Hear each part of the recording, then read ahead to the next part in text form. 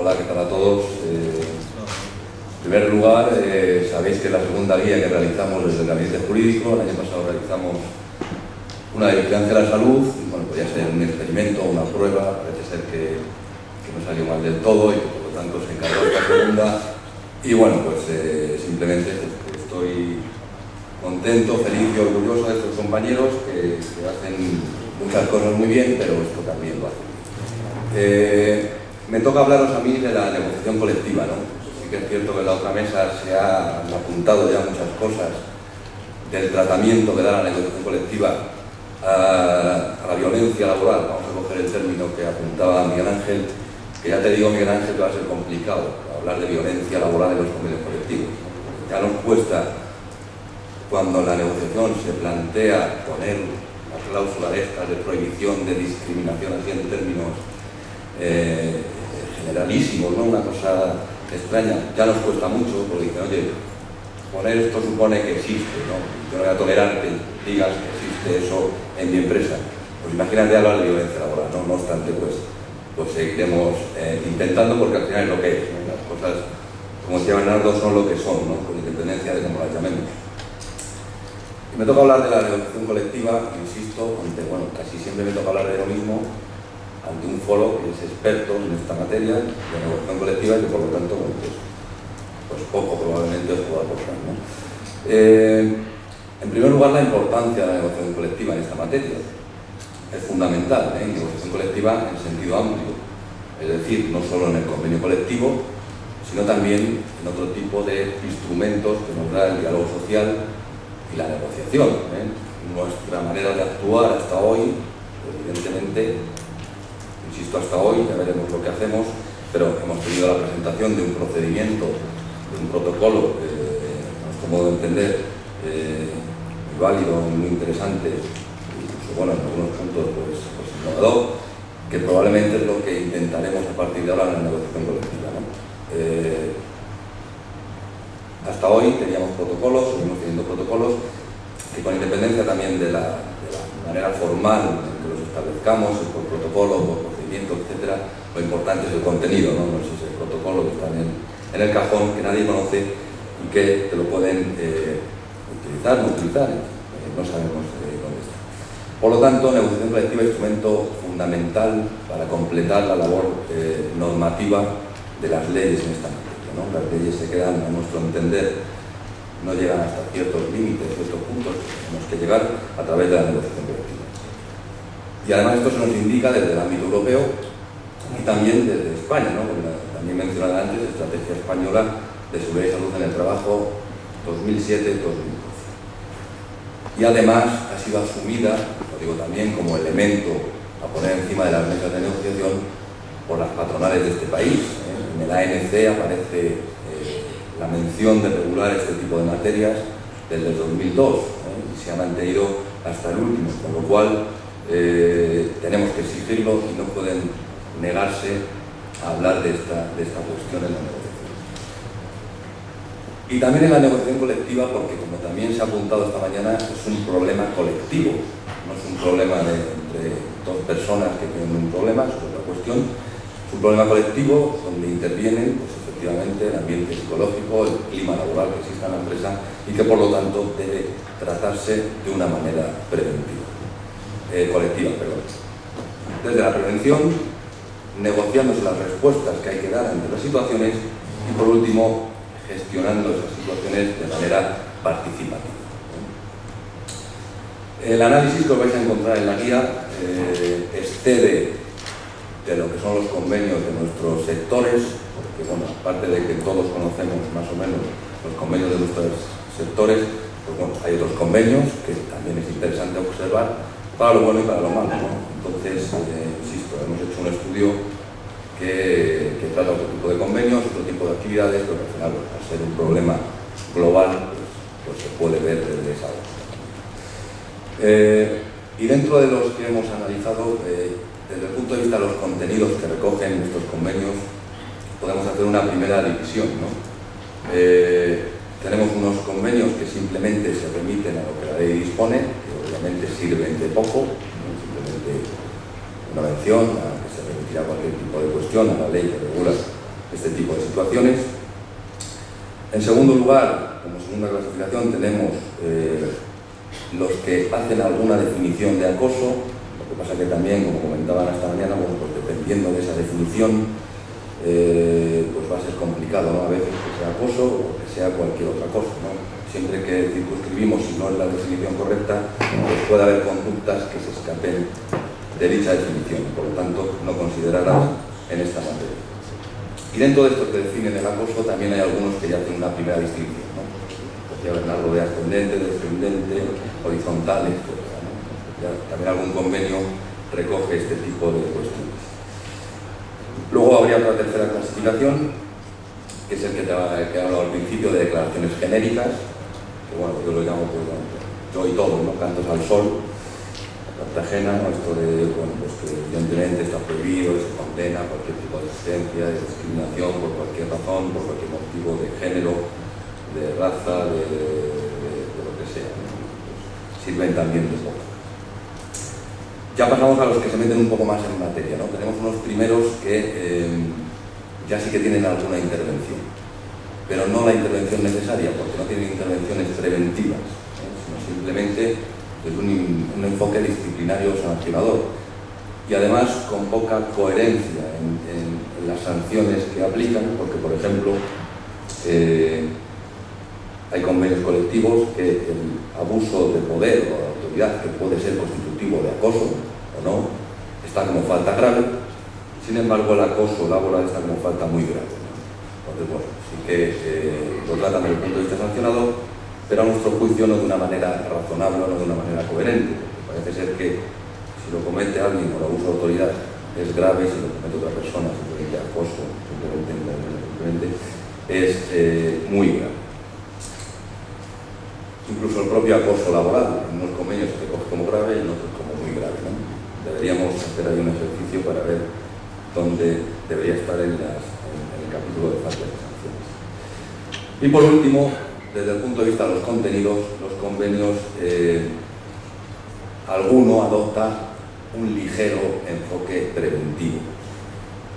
Y además, sacándolo del propio convenio colectivo y creando bien comisiones ad hoc o bien dentro de las comisiones que tiene el convenio colectivo, como pueden ser paritarias, mixtas, comisiones de igualdad, también recogen alguna posibilidad, y algunos muy peculiares como directamente el Departamento de Recursos Humanos. No hay ninguna participación, ninguna gestión, ninguna información, y es directamente el Departamento de Recursos Humanos quien se encarga de esa supuesta prevención que evidentemente no controla. Esta es una pequeña clasificación, está mucho más desarrollado en la guía en cuanto al contenido, qué tipos de convenios nos hemos encontrado. Pero además de tratamiento específico dentro del convenio, fuera del convenio, creemos que hay fórmulas para, de alguna manera, limitar o parar comportamientos de este tipo dentro de otras normas que recoge el convenio colectivo. Quiero decir, por ejemplo,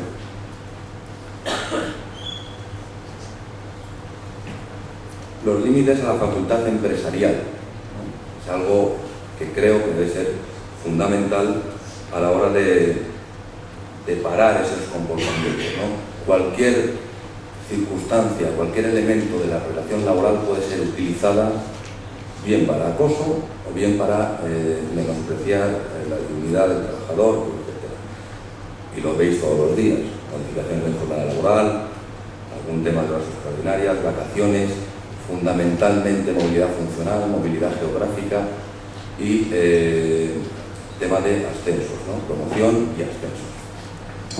En estos tres últimos, movilidad funcional, movilidad geográfica y promoción o ascensos, es donde más utilizan las empresas para apartar, para vulnerar a ciertos trabajadores. Y aquí sí que podemos contar, bueno, pues múltiples ejemplos que nos llegan, ¿no? Decía Ramón antes, una empresa que no voy a citar, otra empresa que no voy a citar, el Corte Inglés. Hombre, que hay que desenmascarar a este tipo de gente, ¿no? Hay cosas que no se pueden citar, pero otras sí que hay que desenmascararlas, porque además son sus propios actos los que las desenmascaran, ¿no? con las sentencias que tienen, no por decirlo o por nombrarlo. Bueno, pues el Corte Inglés, en su división de informática, tiene a trabajadores pues, que ellos entienden que ya no tienen la cualificación que tenían en su tiempo, suelen ser trabajadores cercanos a la jubilación y suelen ser mandos, que claro, yo he tenido 3 casos de esto. Cuando el mando viene porque le han hecho lo que él ha estado haciendo toda la vida, pues tiene un descoloque impresionante. Entonces, ¿qué hace en este caso el Corte Inglés? Vacía de contenido toda la relación laboral de ese trabajador, y un trabajador, insisto, como el Corte Inglés, que en principio tiene una serie de responsabilidades, incluso con terceros de representación del Corte Inglés, es decir, con un cierto nivel, de la noche a la mañana pues lo circunscriben a un centro de trabajo y a realizar unas funciones muy limitadas. Evidentemente es una modificación funcional salvaje. Estos 3 casos los he llevado por el tema de incumplimiento empresarial del artículo 50, y bueno, como sabéis también el Corte Inglés, con tal de no tener nada que puedas salpicarle por ahí, pues llegó a un acuerdo en los 3 casos y los mandó a la calle. Lo que pasa es que, claro, de 100 o 200 que haya, pues han venido 3, ¿no? Entonces, bueno, pues es una cosa que le funciona a esta empresa y que por lo tanto va a continuar haciendo. En la medida de lo posible, tenemos que, lo que digo, limitar esa capacidad individual, unilateral que tiene la empresa en la organización del trabajo. En la unidad funcional, la unidad geográfica, y el sistema de promoción y ascensos, que también sabéis que esta misma empresa, en determinados centros de Barcelona, recientemente hay una sentencia del Tribunal Supremo donde se reconoce la discriminación indirecta, en este caso eran las mujeres, del sistema de promoción y ascenso. Una sentencia muy interesante, supongo que todos la conoceréis, y si no las conocéis os invito a que las conozcáis, porque supongo que estará en la página web. Y es una muestra clara de que no hay ningún tipo de objetividad en el sistema de promoción y ascenso. Y en este caso era contra las mujeres, y sigue siendo contra las mujeres, pero en otro caso puede ser también de menosprecio de dignidad, de acoso laboral, de humillación para el resto de colectivos que están en la empresa.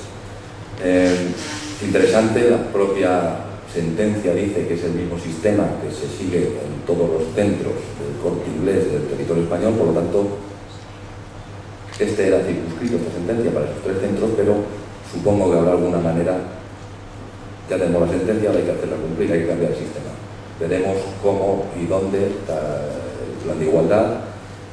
Hay elementos donde yo creo que podremos arreglar y dar solución o intentarlo al menos a esa cuestión. Quería hablar de los capítulos de faltas y sanciones de los convenios colectivos.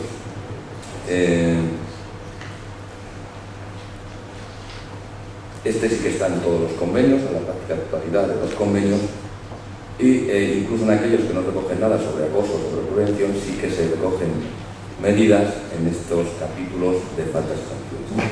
Pero claro, esto, como también hemos dicho, es una derivación del problema central. Lo que hay que hacer es prevenir, no sancionar cuando se ha producido, con lo cual tampoco es la manera ideal de tratar este tipo de cuestiones en el capítulo de faltas y sanciones. Aún así, y como hay faltas y sanciones que deben tratarse así, que son de acoso o constitutivas de acoso, nosotros recomendaríamos, pues evidentemente, una definición de conceptos, de qué es el acoso, o qué entendemos por acoso, o qué podemos entender con acoso, sin las reglas que jurídicamente se exigían antes, como hemos escuchado. También, y en los supuestos donde encajen, diríamos que hace falta una graduación de faltas. Digo donde encaje porque a lo mejor en un acoso sexual no encaja una graduación de faltas y directamente ante el primer indicio pues lo que hay que hacer es aplicar la más grave. Pero sí en otros supuestos donde por esa graduación de faltas se le puede ir corrigiendo una determinada conducta a un determinado individuo. Entonces entendemos que sí que es importante esa graduación bien hecha para ir previniendo y para ir corrigiendo ciertas líneas de dirección de ciertos mandos o de ciertos compañeros que realizan conductas erróneas. Y 2 cuestiones sobre las que queremos advertir también. no hay casi en ningún sitio sanciones constructivas. Sanciones constructivas entendidas como protección a la víctima. En ninguno de los convenios hemos visto que la víctima es la que debe quedarse en el puesto de trabajo, que habitualmente no es así, y los que habéis sufrido casos en vuestras empresas de esta cuestión, quien sale siempre es la víctima, quien siempre se ve perjudicada es la víctima. Con lo cual, sí que algún tipo de cuestión sobre esta materia habría que incluir. Luego también, bueno, una graciosa, ¿no? Podría decir, tipificación eufemística de los comportamientos, es decir, llamar a las cosas, os leo una que es, insisto, es digna, ¿no? La comisión por un superior de un hecho arbitrario que suponga la vulneración de un derecho del trabajador legalmente reconocido, de donde se derive un perjuicio grave para el subordinado. ¿Sabéis de lo que está hablando? Yo no sé de lo que está hablando. No sé qué tipo de conducta intentan regular. No parece que acoso, que derecho es vulnerado, qué perjuicio se produce, en fin, es una regulación, insisto, eufemística, no llamar a las cosas por su nombre, pero bueno, intentar recoger algo. Este convenio es nuestro, no voy a decir, este sí que no digo el nombre, pero es nuestro, de nuestra federación. Y luego, procedimientos preventivos, pues la verdad es que no suelen aparecer. Es lo que hemos dicho, lo que han dicho en la otra mesa, no suelen aparecer procedimientos preventivos. Entonces es lo que nos tenemos que poner a trabajar, insisto. La forma que hasta ahora hemos actuado ha sido mediante protocolos válidos, pero que hay que hacer mucho más hincapié, no tanto en la instrucción, no tanto en cómo se va a estudiar el caso, que también, pero eso ya lo sabemos, eso ya lo tenemos claro, o más o menos claro, ¿no? Además, bueno, la idea de que sea gente externa, pues yo creo que viene también a reforzar ese tipo de procedimientos. Pero sí que tenemos que hacer mucho más hincapié en el tema de la prevención, ¿no? Por lo tanto, y a modo de conclusión, evidentemente hay que incluir en los convenios una gestión preventiva integral. Y de esa manera tenemos que, en primer lugar, o tratarlo en el convenio colectivo como un tema específico, una materia específica del propio convenio, no mezclarlo, no juntarlo con nada más, sino tratarlo específicamente, o bien, insisto, como solemos hacer, como hemos solido hacer hasta ahora, mediante protocolos creados en el convenio, mencionados en el convenio, pero negociados y elaborados fuera del convenio colectivo. Con dos objetivos esos protocolos: búsqueda del clima laboral adecuado, que sería el objetivo preventivo, y el segundo, que es el de afrontar los casos, las situaciones que se produzcan de una manera participativa. Y por ir terminando, también sería interesante en estos protocolos que vayamos haciendo elaborar algún sistema de evaluación, de revisión de los procedimientos que ha habido para poder corregir, ¿no? Es decir, cuántos procedimientos se han iniciado, si se han iniciado bien, cómo se han tratado, y en la medida de lo posible pues corregir todo aquello que no se haya hecho de acorde a cómo se debería hacer. Por último, quería hacer una mención al acoso también que sufrimos nosotros, que sufrís vosotros como miembros del sindicato. El acoso sindical, el acoso institucional, llamémoslo como queramos, que además en algunas de las empresas pues es evidente y es clarísimo, ¿no? Por ejemplo, el otro día en la empresa PIPS parece ser que hay un mando que va, iba a decir, bueno, no sé la palabra, insultando, menospreciando no solo a los compañeros de la UGT, sino a la propia UGT. Ese tipo de comportamiento yo creo que debe de tener cabida tanto en el protocolo como en cualquier tipo de acción judicial que podamos iniciar después. Y luego también quería hacer mención a una sentencia que han obtenido los compañeros de Navarra con la misma empresa de antes. Por eso digo, se retratan ellos solos, no hace falta que la mencionemos, con el Corte Inglés también. Era el caso de una compañera delegada de la UGT en el Colegio de Técnicos y Administrativos, con lo que eso supone en esa empresa. Pues bien, recibe una notificación de que se le cambia la jornada, de continuada pasa a jornada partida, y de que además de ser mando pasa a realizar funciones de vendedora. Evidentemente disfrazan la medida cuestiones organizativas departamentales, pero claro, esas cuestiones organizativas departamentales curiosamente solo le tocan a ella y a una compañera de comisiones, creo. Entonces, y quiero hacer notar esta sentencia, porque aparte de que el sindicato podía haber ido como coadyuvante en esta ocasión, se lo propusimos al compañero que lo llevó, pero bueno, no se consideró oportuno en ese momento. Sí que lo que ha apuntado Bernardo, ¿no? Y lo dice muy bien la sentencia. Hay indicios, porque no hay un motivo objetivo, de que la actitud de la empresa, de que la acción de la empresa es por motivo de su pertenencia como delegada sindical a la OIT. Y por lo tanto, al ver indicios, la carga de la prueba se invierte, tiene que ser la empresa la que pruebe, la que debe probar que no es así, no puede probar que no es así, y el Corte Inglés es condenada en este supuesto por discriminación sindical. Por lo tanto, tenemos varias sentencias que son interesantes en este sentido, y sí que, bueno, pues para eso estamos también, ¿no?